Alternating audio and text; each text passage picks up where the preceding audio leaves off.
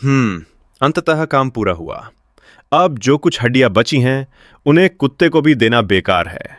दो भेड़िए थे, एक भेड़िया और एक व्यक्ति जिसका नाम था पू सूंग लिंग।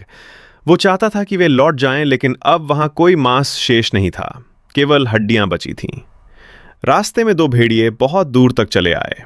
रास्ता लंबा था और सिर की हड्डी ही बची थी। एक भेड़िए को एक हड्डी का टुकड़ा मिला, दूसरा अभी भी पीछे पीछे चल रहा था।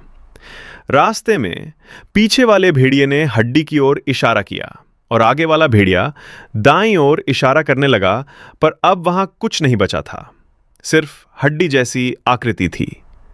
रास्ता बहुत घुमावदार था और डर था कि अगर वे आगे पीछे हो गए तो शत्रु उन्हें घेर लेंगे।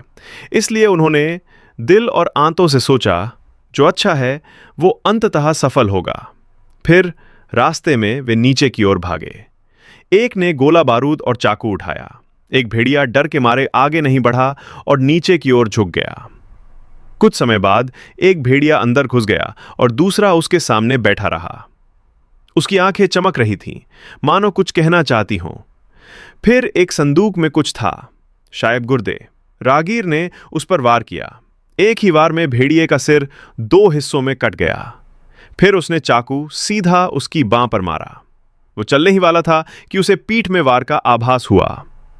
दूसरा भेड़िया उसके पीछे से हमला करने के लिए आगे बढ़ा। उसका शरीर आधा अंदर आ चुका था, केवल पूंछ बाहर दिख रही थी। राहगीर ने पीछे से उसकी हड्डी काट दी ताकि बच सके।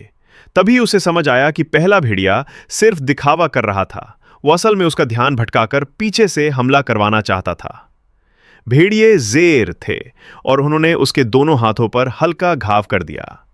किंतु ये छली चालाकी क्यों थी? उत्तर, ये केवल उस पुत्र की भक्ति और चतुराई को बढ़ाने के लिए थी।